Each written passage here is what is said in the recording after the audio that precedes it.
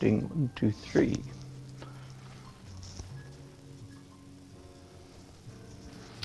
All right, hello friends. I have a very unusual thing happening here. Techie, crazy technical thing happening. That my YouTube camera is not working, but my Facebook camera is working.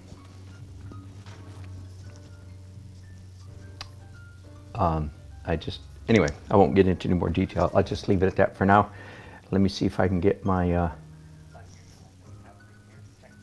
hello, thank you someone for saying something nice. Let me try to get my Facebook monitor up and running so I can see who just said that. There we go, all right. So you know what I'm gonna do? This is unusual. Well, now it says YouTube's working too, so hello Scott Dean. Thank you very much, I appreciate that. All right, 36 by 48 picture of Raleigh. There's the photograph from which I'm working. Sorry, let me see if I can get you YouTube people straighten up a little bit there. There we go. Well, okay. Anyway, there's the photograph, edited in Photoshop. Several things. Of course, I'm always tweaking the exposure, the color. In this case, I replaced the sky that was there with a little more interesting sky. And then I make sure in the last year or two, I make sure that this is the same ratio. This is 36 by 48 ratio. That has really helped me a lot.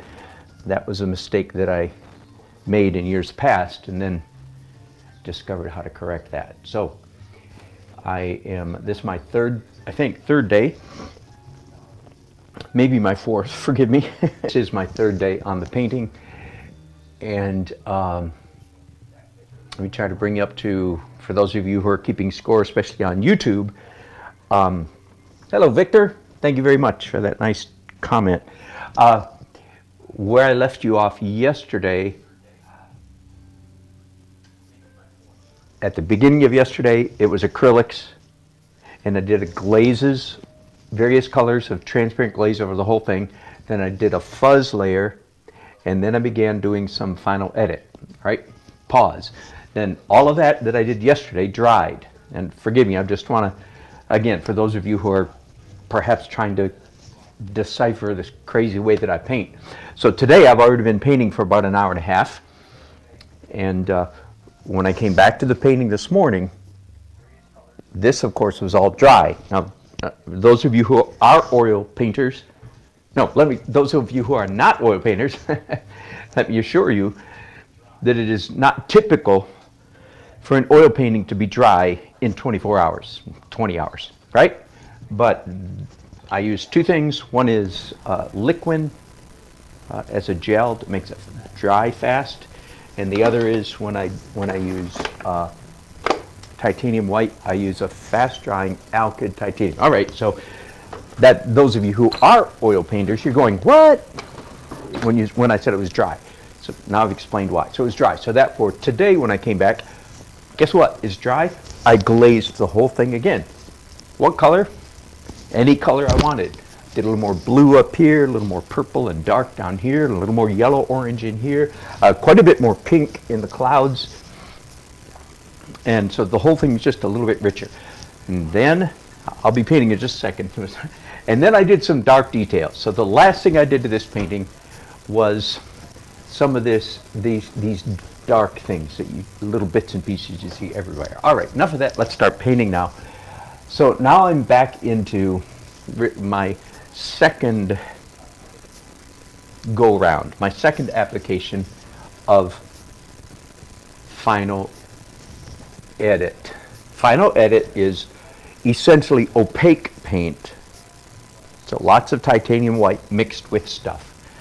It's mostly the light areas, and it's opaque. And the reason, one of the main reasons I call it final edit, it's because I'm using opaque paint that gives me the luxury, known to all oil painters, that gives me the luxury of covering up stuff that I don't like. So if there's a line or a mark or anything that I don't like, because I have opaque paint on my brush, I can cover it up.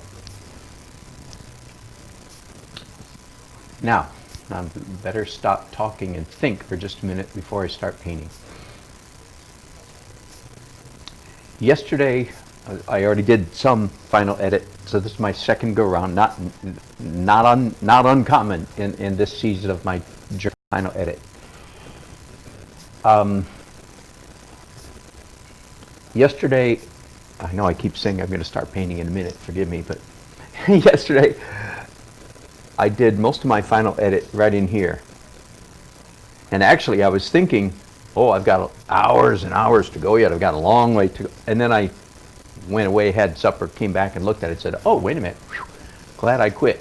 Here is a real danger for me, and it might be a danger for some of you, and that is that you just sort of put your head down and just plow forward.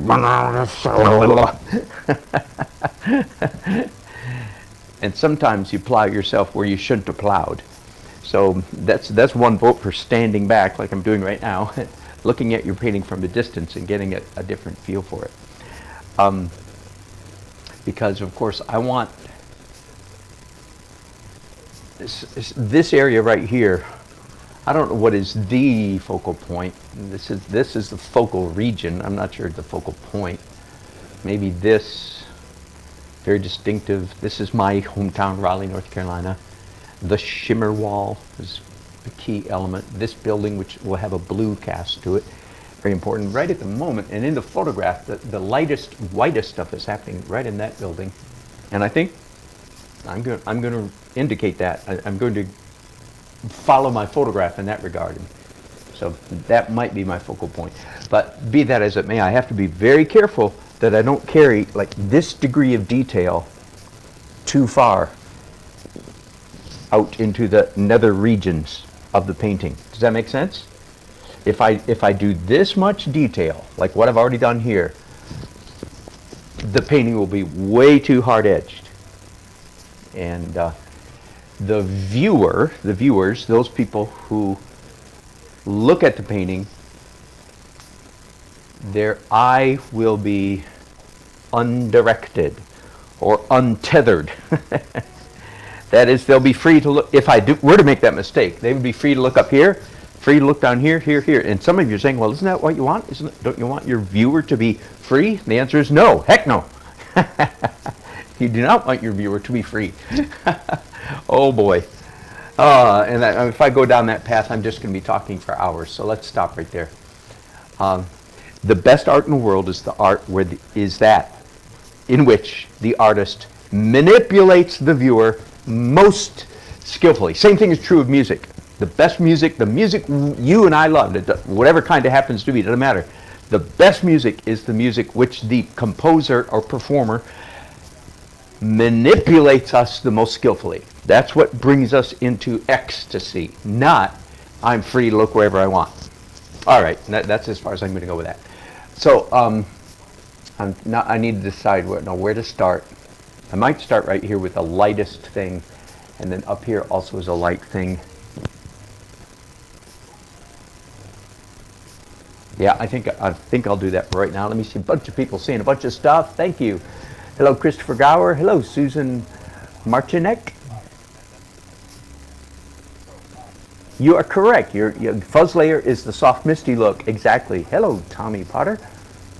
Oh, you're wonderful pictures. You're very welcome. I'm assuming you're spelling that. You must be a regular, Tommy. Spelling the word that way. That is brilliant. Hello, Samya Sakshi Tiogam. Thank you. Good to see your name again. I'm sorry, I'm probably butchering your name. Forgive me. And hello, Light Blue. Good to see you again. Hello, Uncle.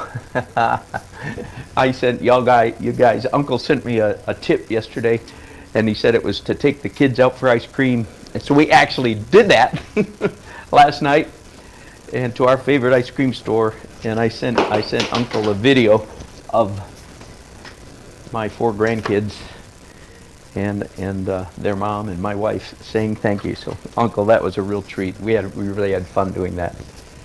And boys had good ice cream. And you know how much it cost? $30.31. My wife came back to me after she was paying for it with my credit card, paying at the window. Ha! She said, because she knew you had sent us $30. She said it came to $30.31. So not exactly cheap ice cream, if you know what I mean. So that was a real treat. Anyway, thank you, Uncle. Some of them said Uncle Horatio, and some of them said Uncle 60. I don't know if you caught that or not. Anyway, that was a real treat. Appreciate it. All right, so I'm finally painting. Enough talking already. Let's start painting, eh?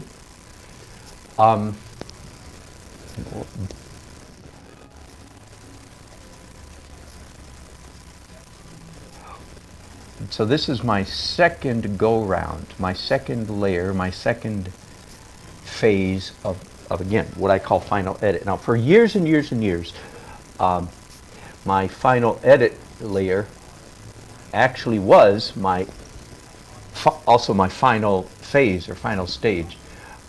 It is no longer. I have a number of stages or treatments, a number of things that I do to the painting after the final edit.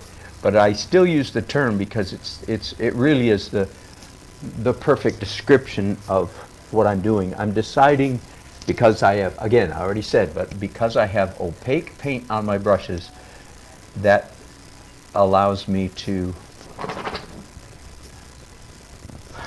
cover stuff up. In other words, make edits, eliminate stuff. There you go. That's the essence of editing, isn't it? What do you take out?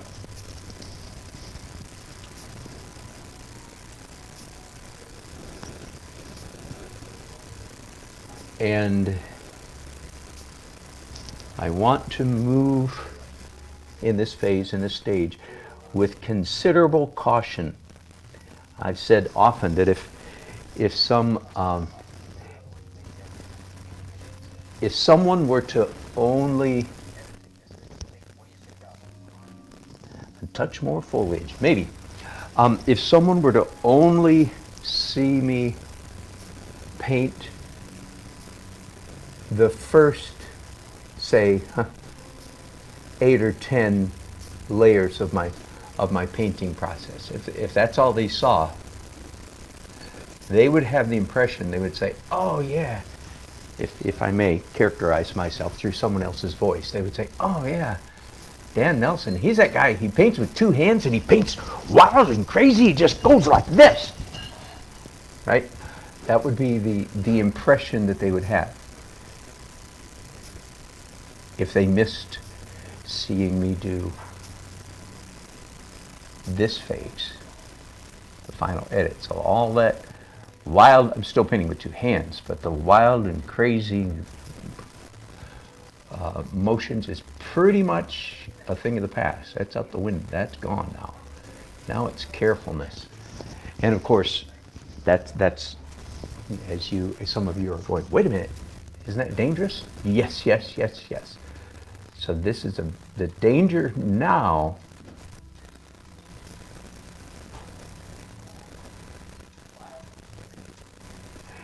is that I would be to overdo this careful stuff, right? Does it make sense? Yeah. So I need to be very, very careful. Ride the brakes all the way down the hill. I want to hear those brakes screeching the whole way. If not, boy, have I made this mistake. Oh my goodness. I remember one time in particular, I was in a very beautiful, picturesque place down near the coast of North Carolina, on the coast, painting old fishing boats. I mean, wonderful rust and barnacles and, you know, all that kind of maritime stuff. I was having a great time. I was all by myself, standing on a pier, looking across some water, little inlet, and painting the boats. And I just happened that particular day to put a piece of literature on my phone. And so I had this wonderful book one of my favorites that I'll leave unmentioned at the moment, unidentified, because I don't want to get distracted. But I was listening to this wonderful bit of classic literature, be the best way to put it, on my phone. And, oh, I was having such a good day. The mosquitoes must not have been biting too badly, because I just remember this sense of contentment and peace, and oh, it was fun. And I'm painting and with my plein air easel, painting away, listening to chapter after chapter of this wonderful classic literature. Do you know where this is going? And after 2 or 3, 3.5 hours maybe, of what I thought was a wonderful day of painting, I woke up, I snapped into reality, I stood back from my canvas, and I said, oh, blank. I don't know what I said, but oh my goodness, I was sore dismayed, to use the good old English language. Why? Because this stage right here, I had just put my head down and I was painting details and I was painting careful, and it was just fun. I wasn't really thinking about what I was doing. In other words, I wasn't riding the brake. I was just having too much fun. That event, so it was instructive. The day was not, the painting was a waste. It never went anywhere. I don't even remember now if I tried to rescue it. I probably did. Probably failed. I think it literally never went anywhere. I'm sure it never sold. So as far as painting goes, the day was a waste. But as far as learning a lesson goes, the day was well spent.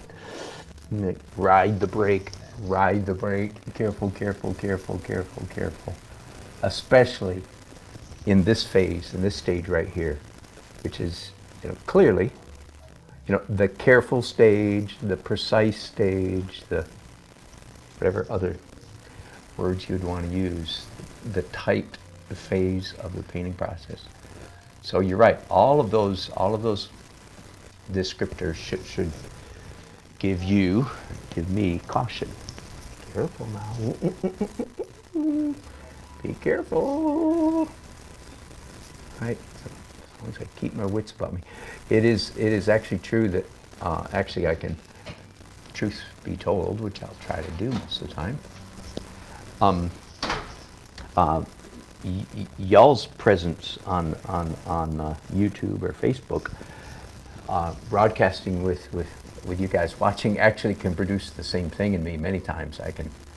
So I do have to watch out for that. I made that mistake too, where I'm having so much fun interacting with all of y'all. That's a real Southernism right there. I have so much fun interacting with you that I can actually accidentally get carried away. So there you go. If by any chance you're trying to, paint in the crazy Dan Nelson way, then that is one of the chief cautions in the final edit layer. Are you going somewhere? I'm leaving right now. Okay, yeah. Thanks, sweetie. You want to take this? You may, yeah. The thinner stuff I think is blue-green. Yeah. And that would be ideal. All right.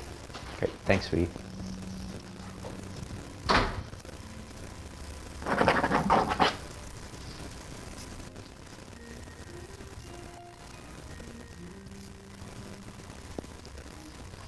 When I teach this, my technique in a live setting, when we get to the final edit phase, this is the most dangerous stage for all of my students who are fairly experienced oil painters. This is where not the beginners so much, because the beginners are, they don't have to unlearn things, but those who have some experience at painting, this is the stage at which they really blow it. Because right now I'm painting essentially like a traditional oil painter, right? Opaque paint. And whereas all the earlier stages were very strange to them, when we get to this phase, the experienced painters go, oh, I know how to do this part, and they proceed to plaster. So two things I say. One is, in this final edit layer, your goal should be to cover no more than 15% of the canvas. So I'm guessing that would be in a canvas this size if you would be that much. Now, of course, that's scattered up throughout, but anyway, you cover up very little of the canvas. And then the other thing is only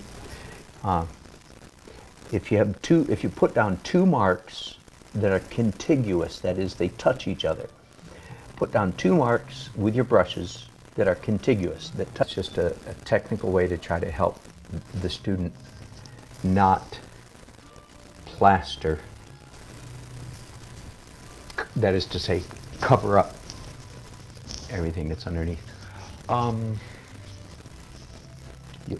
You're seeing already, let's see, that's too careful. What you see me doing here is not at all unusual for me. Oh, you know what? I forgot to do my clapper. So better late than never. Daily Art Adventure number 923. More final edit Skyline. Woohoo!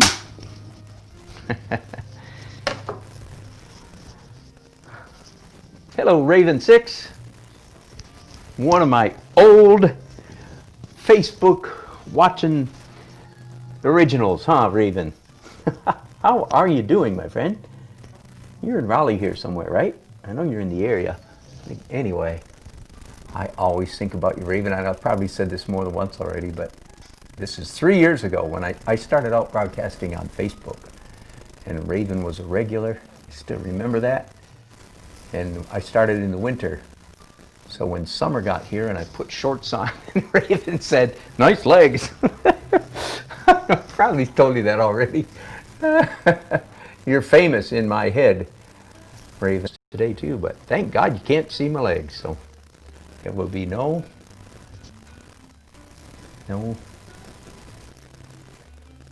impertinence will be admitted in the admiration of my legs.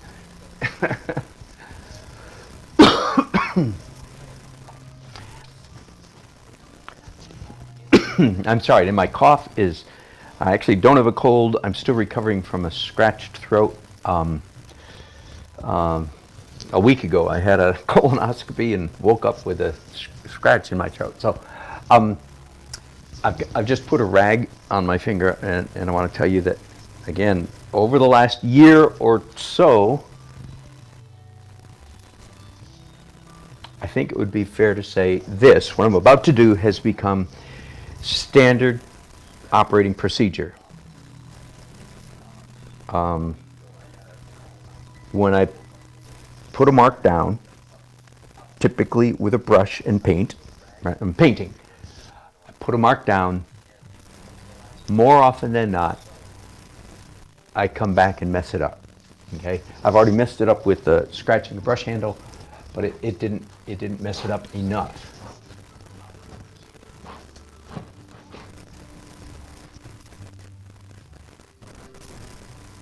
What you're seeing me do here is not really that unusual. It's called overpainting, but what I mean by that is, I don't mean like on top painting. What I mean is doing too much carefulness, too much detail, tongue painting, okay? Overpainting, sort of on purpose to get the structure in order and to get the drawing right, but then literally mess it up, which is what you saw me just do. So again, not terribly unusual. That's something that has developed in my painting habits that has become fairly a frequent thing. All right, so I've just given you two things that have developed. One is a typical painting process for me is put it down and then mess it up, and and also even a more exaggerated version of that, overpaint. I do this especially like in a cityscape if I'm doing cars or pedestrians, people. There will be no people in this painting, of course, but if I've got a sidewalk, the human figure, it must be accurate. It really must. You can't get away with sloppy, creatures that look like aliens from some other planet. You just can't do that. It has to be. If it's a human being, it has to look like one. So that often requires some over fastidious. That's what I mean by overpainting. Overpaint it, get it right, but now it stands out because it's too neat, so then mess it up. All right. Enough of that. Let's get on to other stuff.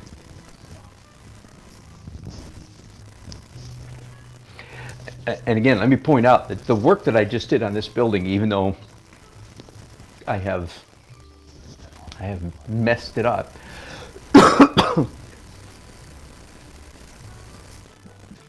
if I were to continue this degree of detail throughout much at all of the painting, that would be a severe mistake. Okay, so what I'm saying to myself, to the painting, to the viewer, is this particular building is quite important. I'm saying in my painting. Again, I'm looking at the photograph.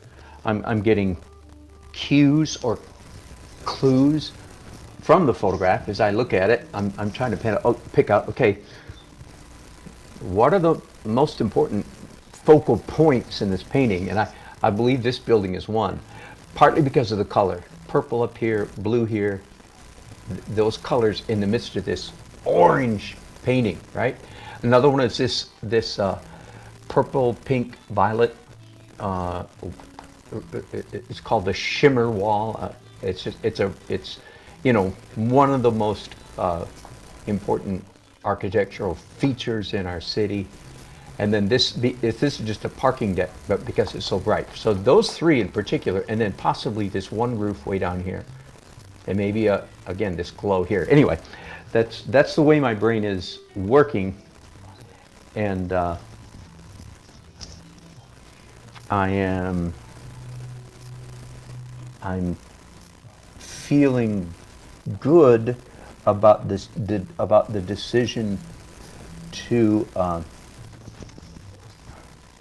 the term I've been using here in the last several minutes, to overpaint this building. That is it's over fastidious, over careful, a little bit too detailed, a little bit too careful. And even the fact that I'm telling you guys this is one of the tricks I have for helping myself paint better. I want you to know that, because if I tell you, see, I'm processing at a very conscious level. I'm saying to myself, okay, this carefully on this building, but you better make sure you don't carry that out too far, or it will be a bad scene. Hit the canvas with the other end of my brush when I was scratching.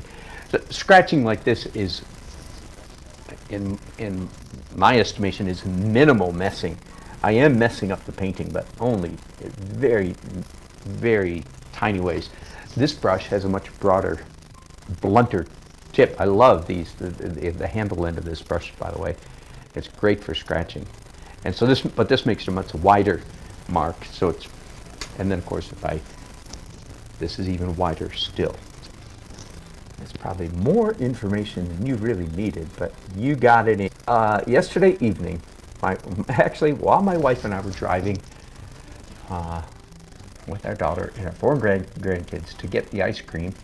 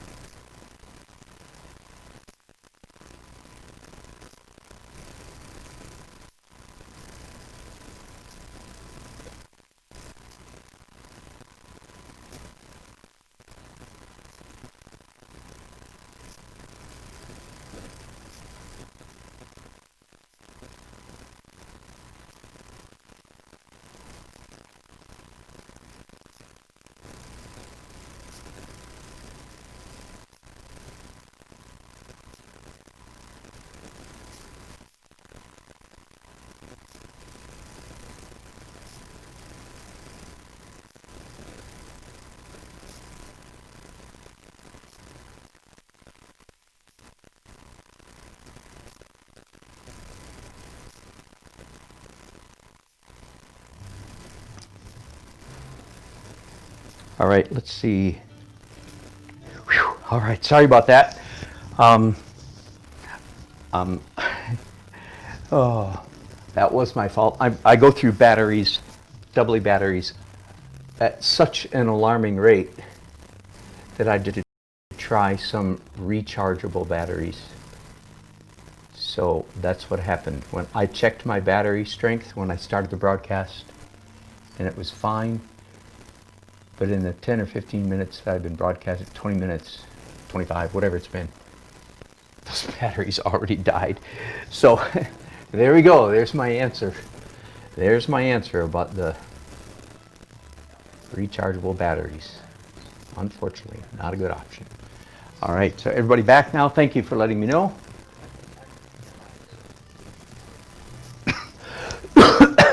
Hello, Susan. Good to hear from you also. Hello, Matt's Art Stuff. Good to hear from all of my old friends that I've missed dreadfully. I don't know if you guys were here in the last couple of days. I am fine. It's just a perfect storm of circumstances have kept me from broadcasting in the last couple of weeks. Nothing serious, just goofy. Anyway, I've missed it. I've missed you. I've missed it. So good to see all of several of my old friends chiming in. And again, my cough is nothing serious. I got a scratched throat because of a problem out. Sorry. See, I'm trying not to say too much, and then I just got exploded. So I had a procedure last week, and that sounds even scarier and creepier, because then you guys are wondering, whoa, wonder what. Okay, so I had a colonoscopy, and frankly, I all true. I'm being silly. Maybe I'm being funny. Maybe I'm being gross. I'm not sure. But anyway, I woke up from 25 minutes of being under anesthesia with a sharp pain in my throat. So that's what I'm recovering from. I finally did talk to one of the anesthesiologists yesterday, and he confirmed that probably. He couldn't tell me for sure because, of course, he's seen 50 more patients since he saw me last week. Anyway, I digress. Let's get off that subject. Let's talk about painting. Anyway, it's good to be back.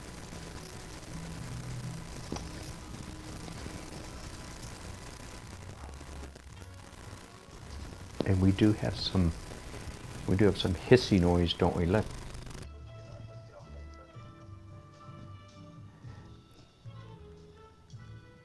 Okay.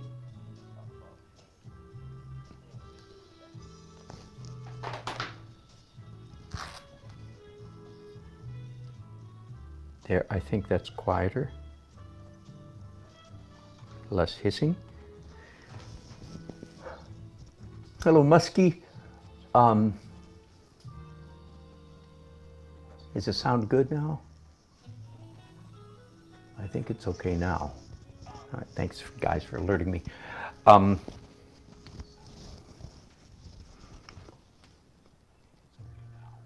I started Muskie. I started this one on Monday. So but I was gone all day Tuesday. So this is I'm still got too much volume here. So this is day number 3 on this painting. And I don't mean, of course, I don't mean all day. It's my 3rd session.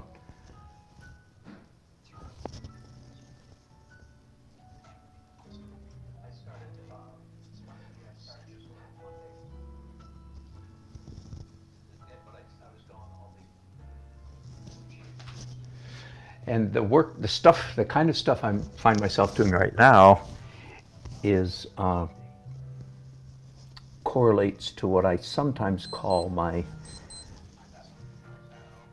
sparkle layer, which is the very, very last thing that I typically do to a painting these days, which is just come back and do slightly lighter wherever it needs it. And that's essentially what I'm doing right now. But I'll probably do that again do it again later.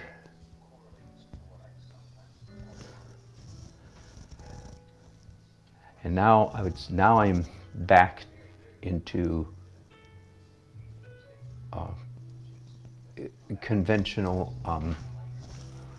final edit painting procedure. Don't do too much. All right, let me go back to, I was starting to talk before our sound went out. I was talking about this good logo, and when I started out as an artist 40 years ago, I did graphic design.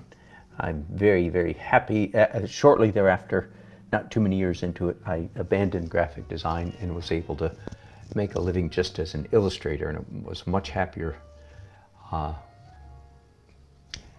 working as an illustrator than as a graphic designer. But I still remember, of course, and still did some here and there all through the years, a little bit here and there. And actually, of the graphic design world, probably my favorite was, in fact, logo design. And I wish I had this, what I'm about to tell you, I wish I had this kind of verbiage, at the tip of my tongue, in mind, 40 years ago, back when I was designing logos for people, for companies, for various entities, because in later years, this is what I began telling my clients. I'm going to skip over to here. This right here is another focal point, if you will. One here because of the brightness, one here because of the blueness and brightness, and then a third one here because this is purple violet and also bright. So those three might be the three most important points in the Skyline. So let me come over here. All right, here's in later years, whenever I designed a logo for somebody, I would try to sit down the CEO. Hello, Richard. Good to have you on board. And I would sit down the boss man or the boss woman and say, okay, listen, here's a logo designer. We want roughly 70 or 80, at the very most, 90% of the population to look at the logo I'm about to design for you. We want no more than 70, 80, or 90%, so it's quite a wide range, percent of the population to look at our logo and get it. Okay, now what is get it? Again, if you look at, for instance, I mentioned Novant Health, N-O-V-A-N-T, just for fun. Let me name another one for you, just for fun, from my memory banks. A really, really cool logo was Northwest Airlines, one of the best. But it's not their current one, it's their old one. It looks like a letter N, but a triangle up to the left makes it a W, and the whole thing is a compass pointing to the northwest. Okay, so it's a brilliant logo. But again, you can Google that if you want a visual with what I'm about to say. I would guess that no more than, with the Northwest logo, I would think about 95% of the people would see the letter N. About 85, perhaps 80% of the population, general man on the street population, would see the letter W. And only about 60 maybe percent of the general population, if they looked at the Northwest logo, would see that it's a compass with an arrow pointing to the northwest. Okay? And in my book, that is a brilliant logo. Novant Health is similar. 100% of the population sees the letter N. My guess is about 55% of the population, maybe 45, let's say 50. 50% of the population sees the letter H. And that's a good logo. Now let me explain why. And explain how that impacts Mr. or Mrs. Bossman, CEO, who's hired me, who's writing my check. By the way, everything I'm saying now applies to painting, so bear with me, be patient. I'm just using Mr. Boss Man or Boss Woman who's paying me to design a logo for their company. I've never talked to one ever who didn't say to me, or wouldn't say to me if they had the opportunity, they would say, oh no, I want a logo that everybody can get. You with me? That's Mr. Businessman, foolishly, and I'll explain why in a minute. This is why I had to have this lecture, and of course, I wish I had had this lecture at the tip of my tongue, 40 years ago when I was actually doing way more logos for companies. I would say, listen, you don't want more than 80% of the population to get, quote unquote, to understand, to savvy, to fathom, to catch the subtleties in your logo. And they would look at me like, what are you talking about? I want everybody to get my logo. The answer is no, you don't, and I'm about to explain why. You ready? All right. Everybody different. Everybody's different. There's a wide range of giftings and capacity of intelligences scattered across the human race. That's pretty all right? And next statement, not at all surprising. Some people among the general population are very visually astute.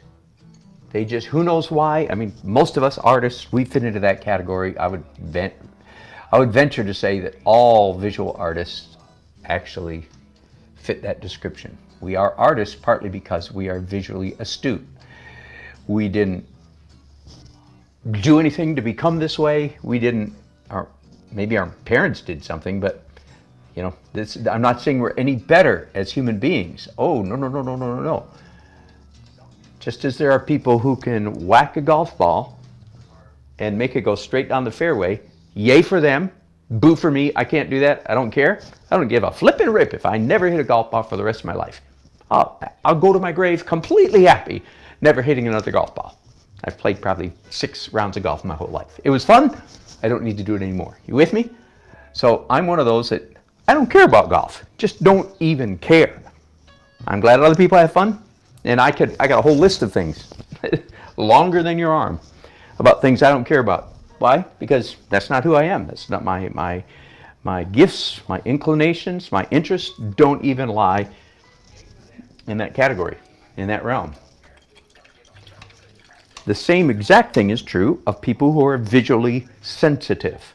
There's a certain segment of the population, 10, 15, 20, 25% of the population, who are not particularly visually astute. And guess what? He uses the same risque language.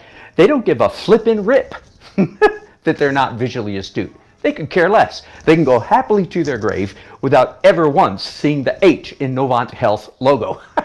They can go happily to their grave without ever once seeing the W, let alone the arrow on the Northwest logo pointing to the Northwest. They don't care. They really don't care. Can I say that? They really don't care. Because they're good at other stuff. I'm getting myself wound up here, aren't I? Leave me alone. I'm having fun. All right? It's all I'm saying is different strokes for different folks. People are different. Way different. Sometimes way more different than we like to admit. Because in a way, we get in trouble. We want people to be kind of like us. Those nincompoops who are not visually astute, well, they ought to be visually astute because I'm visually astute, and yet sometimes in our moments of weakness we actually do think things like that sometimes. All right, so we know when we're in our right minds and thinking carefully, we go, oh yeah, there's a bunch of people out there who, let's just limit ourselves now to the visual. There are a bunch of people in the world who are not like us If you're an artist, you're visually astute the way if you're a visual artist, I should say. If you're a modern artist, that's a completely different story. We won't necessarily go there right now, all right? All right. So there's a certain segment of the population. They don't care about visual stuff. I've already said that. All right. If you design a logo that is so obvious, dull, plain, that even those people get it. Listen, what you've designed is designed a bad logo, because the 60, 70, 80% of the population that is somewhat visually astute, what have you done to them? You've put them asleep. You've made them go, bad logo. All right? So let me change. You don't play good music for people that don't care about music. You don't. Quit trying to play good music for people that don't care about music. There's people that just are not orally astute.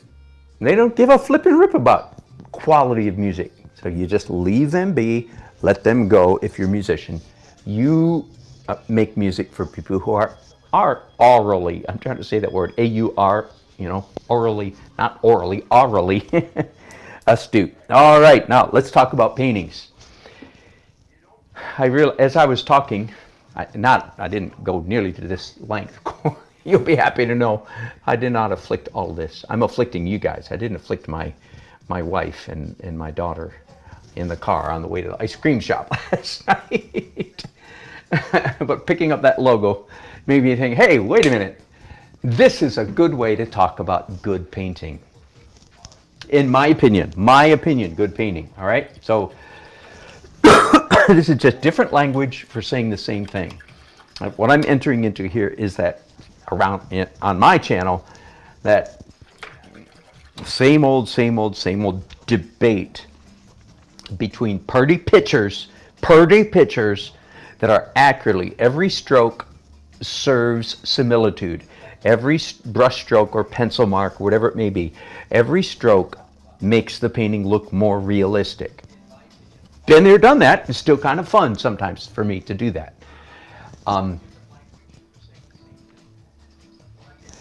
Here's one of the ways to describe, in fact, that kind of painting is the viewer, the person who looks at paintings like that, doesn't have to do any work.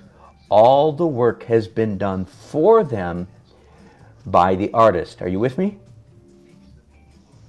Super realistic paintings, another way to say it, will never lack for an audience, because there will always be a certain segment of the population that don't want to work for their pictures. And again, I'm mispronouncing the word picture on purpose just because I'm ornery.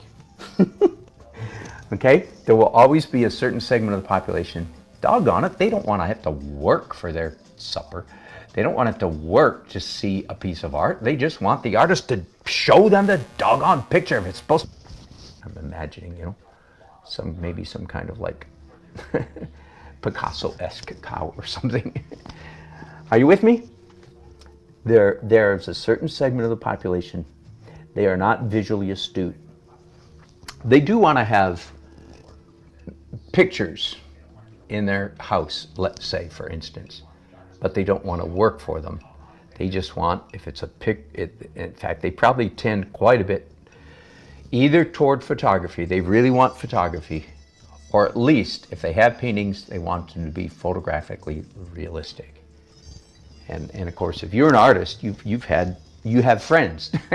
Hopefully they're still your friends. You have friends who, to this very day, when they want to compliment one of your paintings, what will they say? What do they say? Oh, it looks just like a photograph. And you and I, being artists, we have to decide whether to get on our high horse and give them a lecture about, no, it's not supposed to look like a photograph, or whether we just smile and say, yep, different strokes for different folks. All right, thank you very much. Right? Most of the time, honestly, that's what I do. I reserve these lectures for you guys. Aren't you lucky? You lucky dog, you. But there you go. That's just, again, a different verbiage, some different verbiage to describe. Everybody can see this is a city, right? There's no question this is a city skyline. You can see the buildings, blah, blah, blah, trees and all that kind of stuff. But those who are not so visually astute, they would indeed, and do indeed wonder, well, I guess, yeah, he's not really very good. I was in a gallery, I'm quoting one of those people. I was in a gallery down in Myrtle Beach where,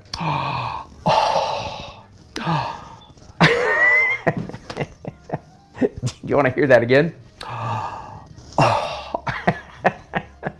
There's this guy down there. He paints, and every leaf, you can see every leaf. Oh yeah? Well, I got a guy who paints, you can see every vein in every leaf. Oh yeah? Well, I got a guy who you can see every snowflake on every vein, on every leaf. And I got a guy who could see every crystal in every snowflake and every... There is just no end. There is absolutely no end to this hyper-realistic continuum. And they will never lack for an audience because there is a, I don't know what the number is, but there's a definite segment of the population, doggone it, they do not want to have to work for their pictures. And when they look at a painting like mine, of course, what they actually conclude is that I'm not very good, right? You and I both, by the way, you better get over this. If you're an artist, if you're painting in my world at all, the world of what I call abstract realism, where the abstract elements are more important than the real elements,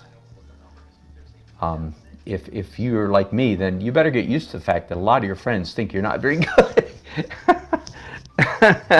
But they are the minority. I mean, let's be honest. First, so anyway, and if you feel like God put you on the planet to do paintings for people like that, then Lord bless your little crusty heart. Go for it. And I don't know why you're little or crusty. Doesn't matter. I'm just spitting out epithets to be ornery, but I'm not really. So I'm way beyond. You know, maybe Picasso was supposed to paint exactly the way he painted. Enough said. Maybe the hyper photorealistic people, maybe they're doing exactly what they're supposed to do. So, you know, I'm telling myself, quit fighting, just leave them be.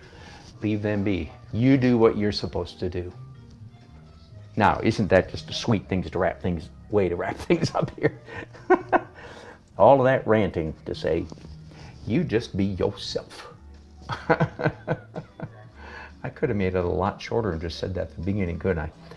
Anyway, so there you go. That's just another way to talk about why do some of us paint. So I am going to continue. So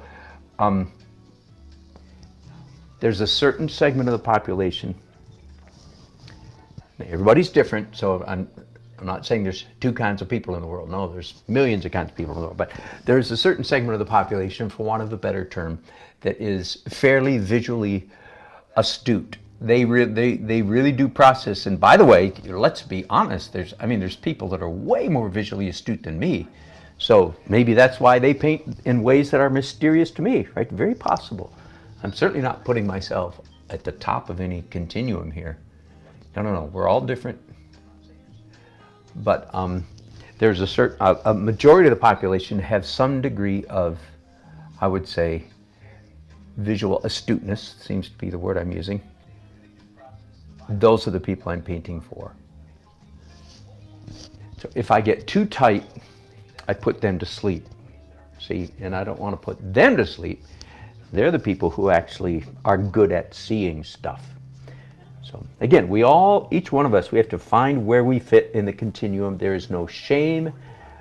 Wherever's the authentic you.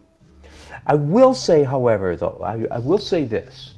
I do think, and forgive me, I'm bordering on slightly the one thing I don't want to be is judgmental, but I do think that it's possible for an artist to get stuck.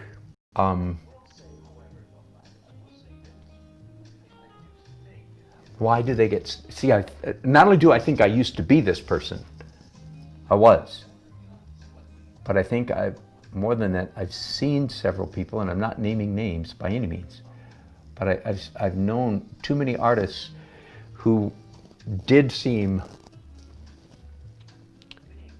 stuck in their tightness. So the only reason I'm mentioning that is not to criticize them, but if you are a young artist, by that I mean anybody under 40, if you're a young artist, you owe it to yourself to explore and not get stuck in what I would call conservative realism. And that's a very strange, very strange label. I've never used it before. First time I've ever used that term.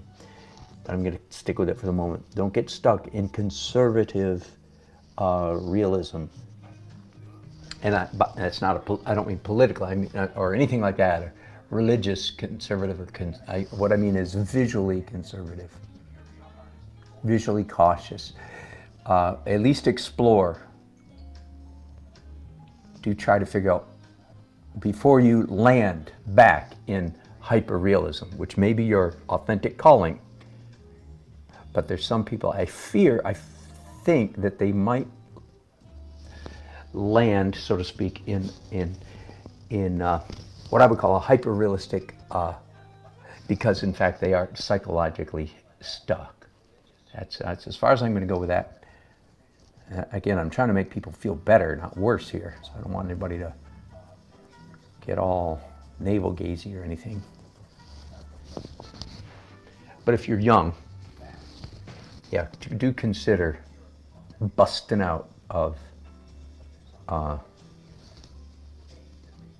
conservative. I might use that term again in my life. Never used it before, but conservative realism, because of an overweening cautiousness in one's character. You know, anyway, never mind. I'll stop my psycho-babbling right there at that level. That's a good place to stop. Too late, you guys are all saying. No, too late. You already went way too far. All right. Very possible. Forgive me.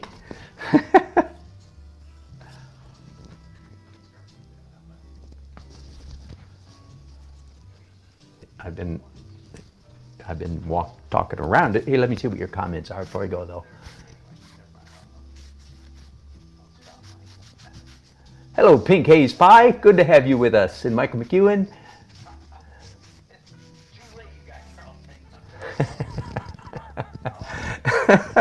Michael.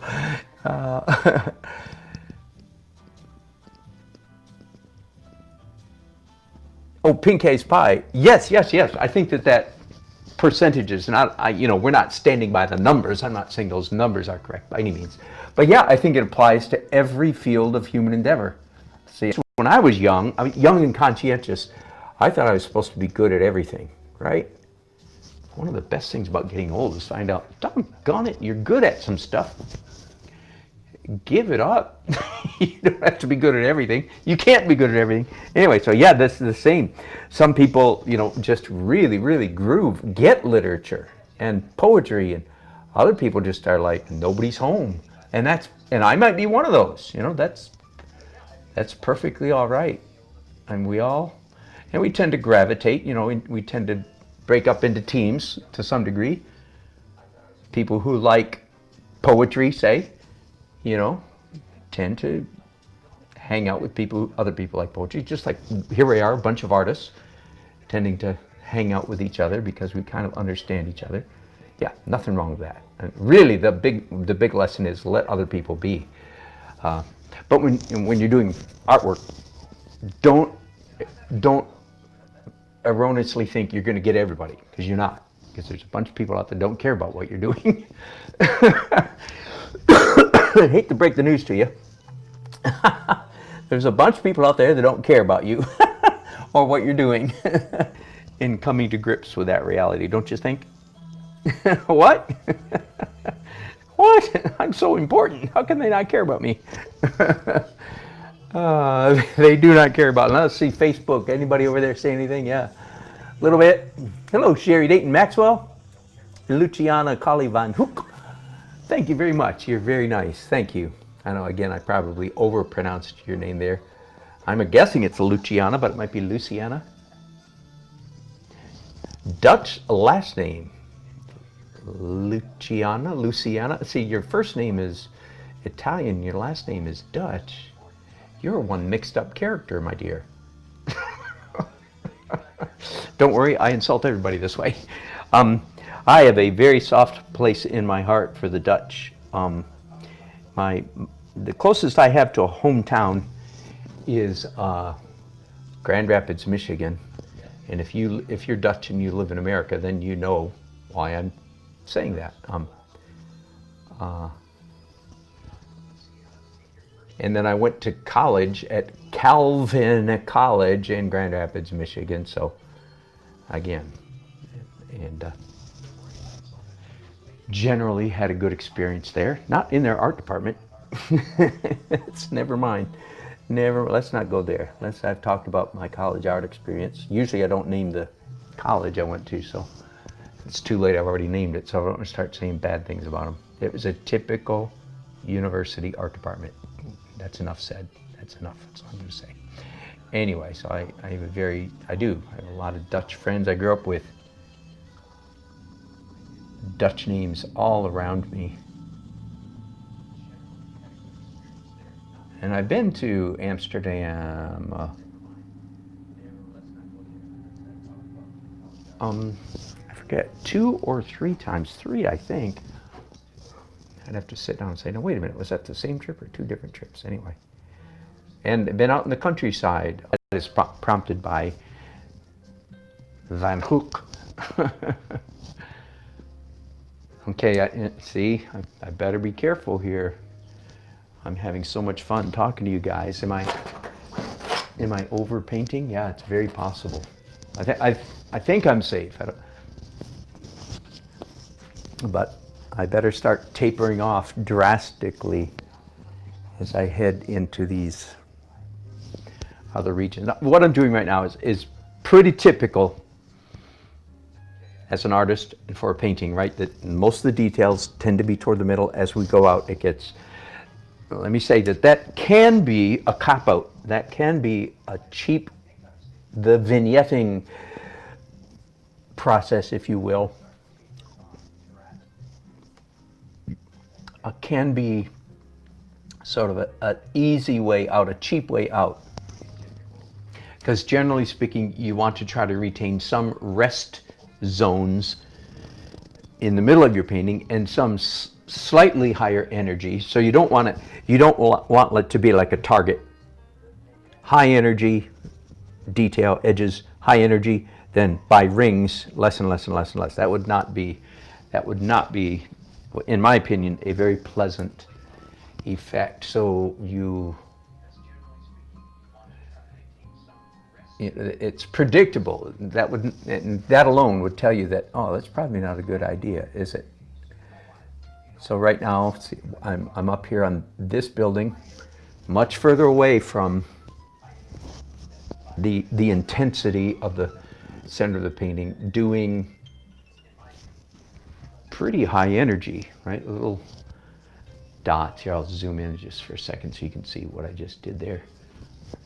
See those? That's pretty high energy. In fact, so much so that I might even. Oh, that was too much. In art, you're always predicting what's going to happen when you make a certain mark or movement. And then sometimes you go, oh yeah, that worked well. And other times you go, like just happening right then, no, that did not work so well. And you go back and fix it in some way. You watercolor peoples are saying, oh, I wish my life was that easy. Right. Not so easy in watercolor. That's why watercolorists have to plan, think in advance so much more carefully than those of us who are using the opaque media of oil or acrylic. Another way to say that, I'm talking now about the less focused, less in focus parts of the painting are out here.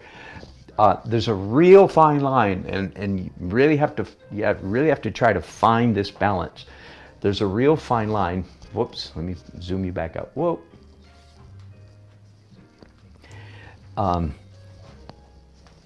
there's a real fine line between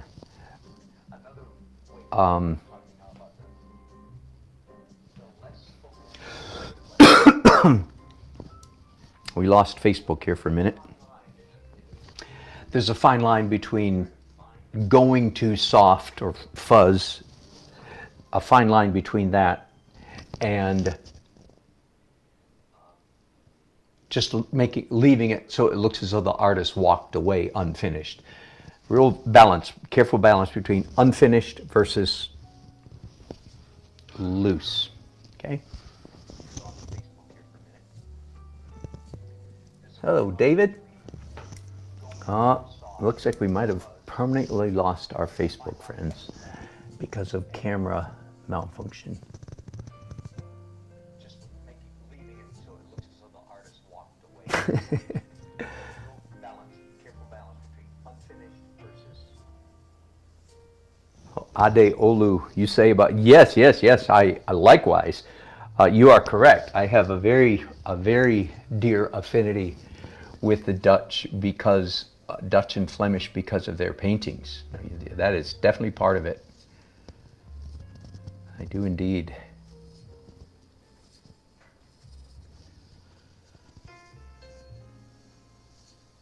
So much so group to our painters critique group, and a still life, and if it has glass in it, I try not to say the same thing all the time, so I don't say it, but I always want to say, and very often do, go look at the Dutch still life paintings. You can do that even on Google. Just surpassed the Dutch in their glass still lifes.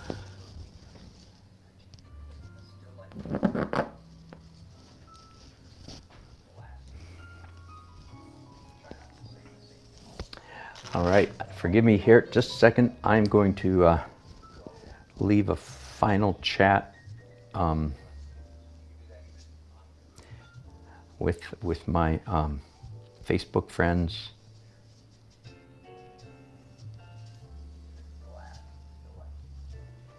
Thanks for joining us today. All right, so.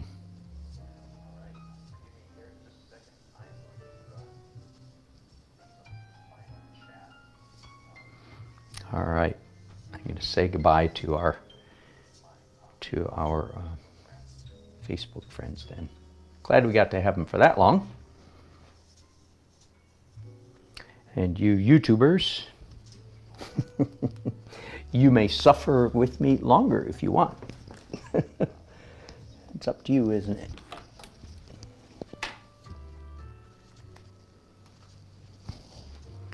And that means I lose my in-ear monitor, so.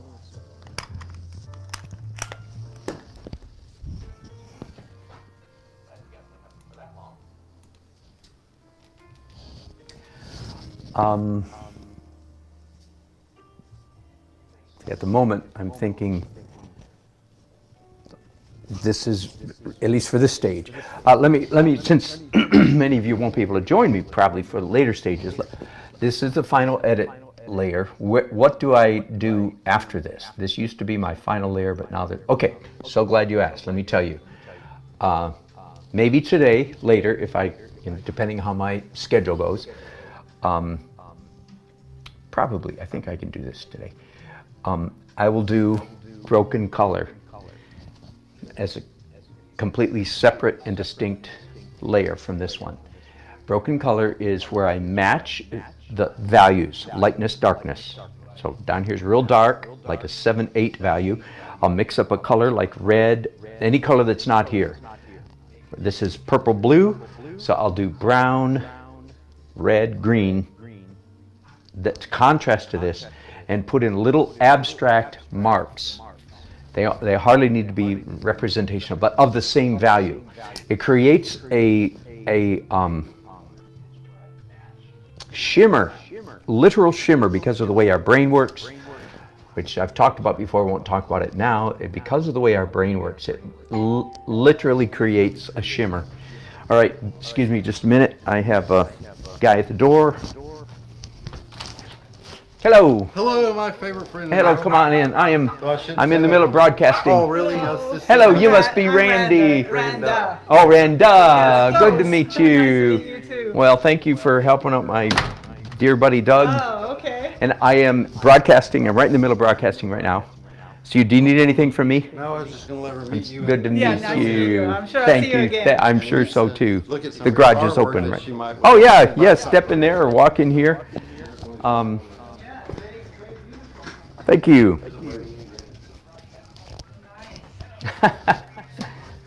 So, thank you. So we'll just proceed while they look around the house.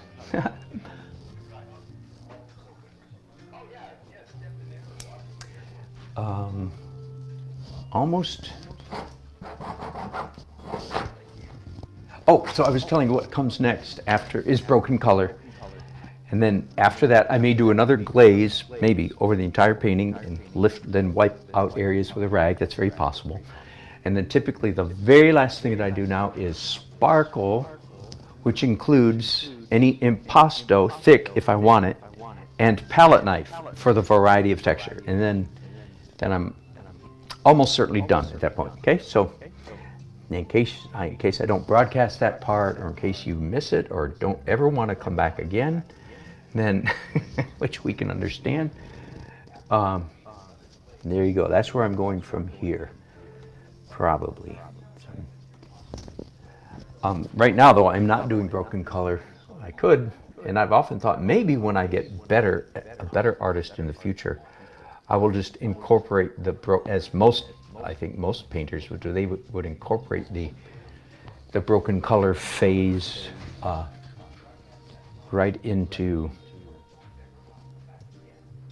the, the middle of their painting process. They wouldn't dedicate a separate stage or phase for doing it. So there you go. That's just me. It does separating out the various functions of painting into distinct stages. That my painting technique. Okay, I'll tell you what I'm doing right now. To put a certain degree. Now this is a street with car headlights that is zoomed through. So I want to make more of that, but there's more energy there. But right now I want to take all this dark area, which the way it looks and feels to me right now, it just feels unfinished. If I were to leave this, it would feel to me like the artist, whoever that rascal may be, just quit and didn't finish. That's the way it looks to me right now. I love it. I love what's going on here, but it looks ignored. So I'm going to go ahead and launch into repairing some of that, or I'm not sure repairing is the word, but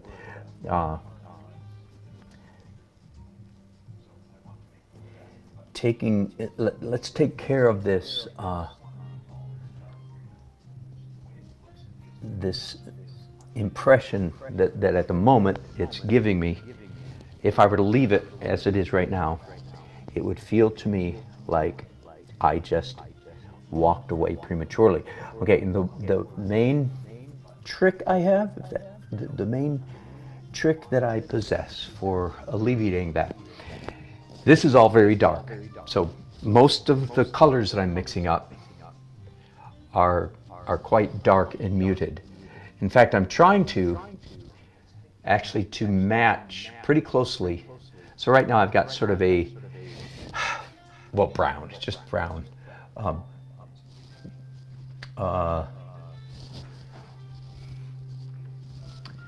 Burnt mustard color, kind of a yellowish, dull brown. And I'm looking for bits of the painting that already have that color on them. Not overdoing it. This is where it would be so easy, and where I have overdone it so many times in years past. I just want to insert a few hard edges.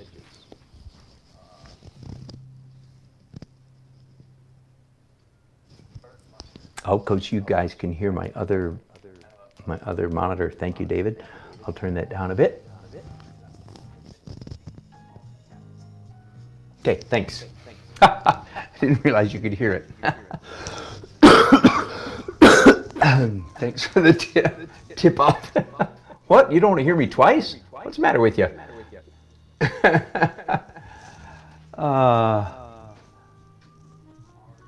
Hey, let's talk about, since what I'm doing right now relates to this, let's talk about hardness of edge, right? Richard Schmid, one of my living heroes, uses the term edge control. I never consciously, I'm not aware of hearing that term ever before till I was reading his book a couple years ago. And since then I've heard it the way it goes. Since then I've heard it several times. Edge control, okay, and it's the balance between hard and soft edges, which, as you know, even though I don't usually use the term edge control, that is a concept that I'm very aware of.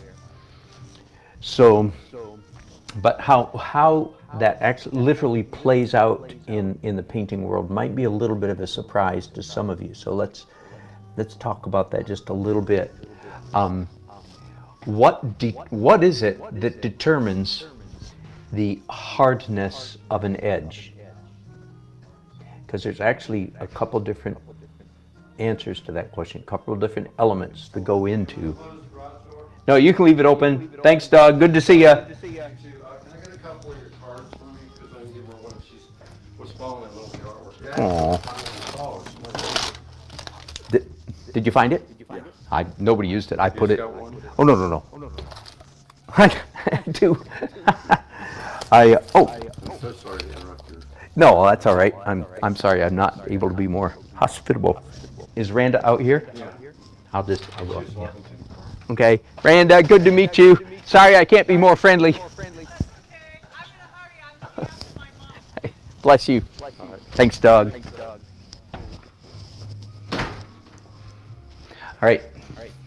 You guys are hearing all kinds of funny stuff. All right, let me talk about what doth a hard edge make. Easiest way to put it is, number one is the degree of contrast, value contrast. If you put down pure white next to pure black and have a razor sharp edge between those two color fields, that is essentially the hardest edge that you can possibly create. All right? Imagine with me, though, you put down a number 5 gray next to a number 6 gray, so there's barely any difference, and a razor sharp edge between those two. The question is, how sharp or how hard is that edge? And the answer is not very hard, because the two values are almost identical. So even if there's a razor sharp edge, you know what I mean by that, right? No fuzz.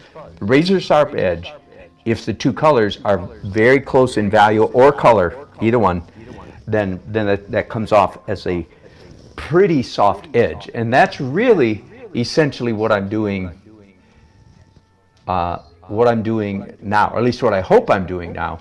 I'm creating actually quite a few hard edges. It might be too many, so I can always smear them either with a finger or a brush handle or a rag, right? Or I can smudge them with my brush a little bit. But that might be a news to some people, that hardness of edge does not just refer to the actual how hard the edge is. It's affected by how strong is the contrast between the two colors that are coming together to create that edge. There you go. Whew. And maybe everybody on the planet already knows that, and I was the last one to learn it, and I feel like I'm telling you something new. It may be the case, but my guess is probably some people have never processed through it. And it's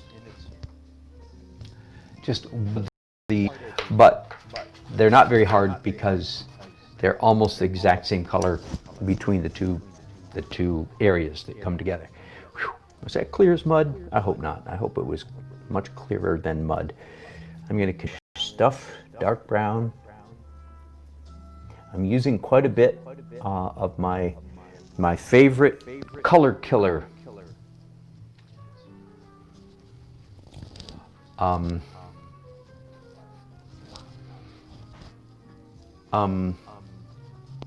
My favorite color killer color is, let me see if I can find the tube here. Oh yeah, good. Here it is right here, all crunched up.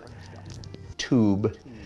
Whenever I want to, quote unquote, kill a color, that is, I want to diminish the chroma, would be the,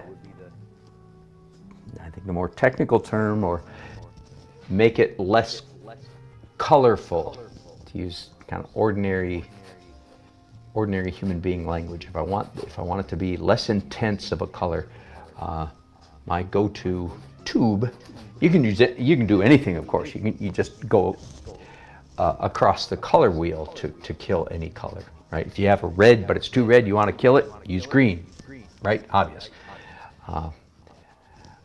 Or you can use a brown, which essentially is what, of course, raw umber is a brown. But I'm mentioning it too, partly because I get a kick out of the fact that it turns out I like student grade raw umber.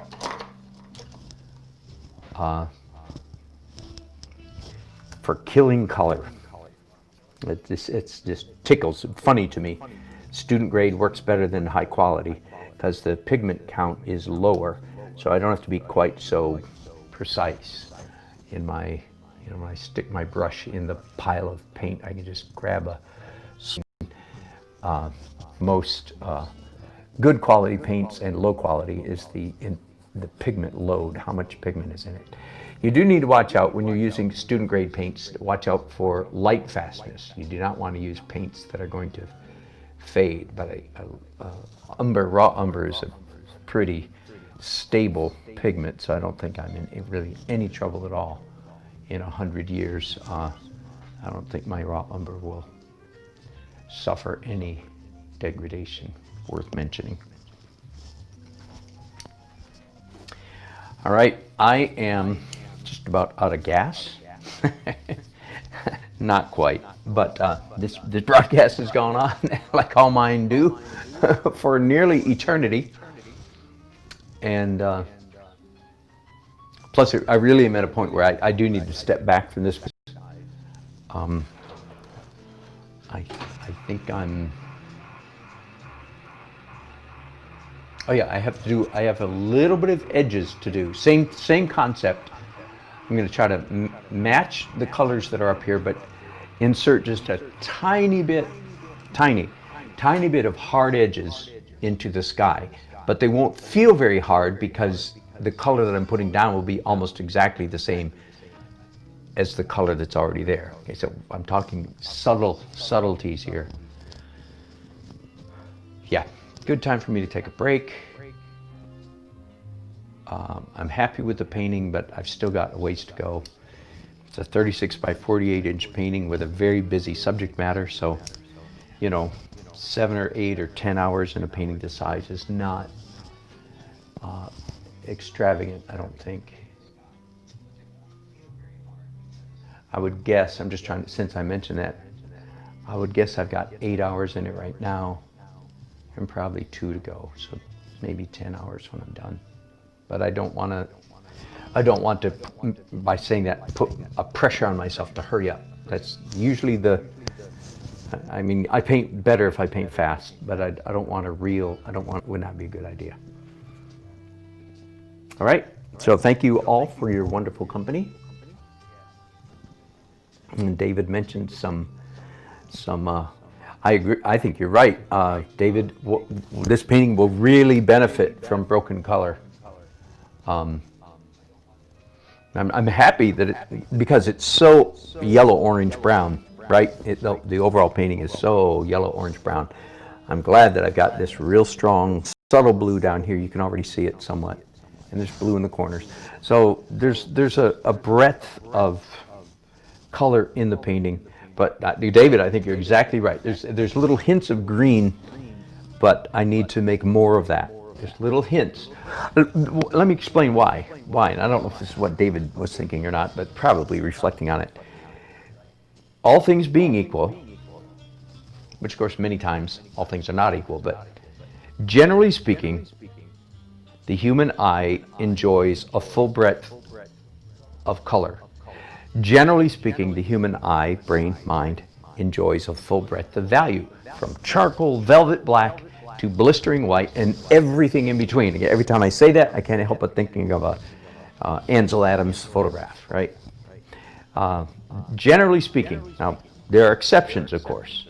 Like I can love a painting that's muted, brown gray, moody, melancholy even. I can love that kind of painting. So there you go, that's the exception. But generally speaking, I think generally our eyes enjoy a full range.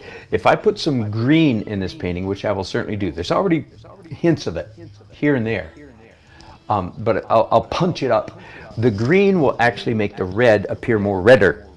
Forgive the grammar, but that's the easiest way to say it, right? Just as this purple is making the yellow oranger, and the blue is making the orange more orange. Okay, so the green will create a nice counterbalance to the reds that are in this paint, especially right in here. All right, if I find myself doing something really exciting later on today, I will start another broadcast. So it's possible I'll do that, but going on upstairs, and I might bring you in for those.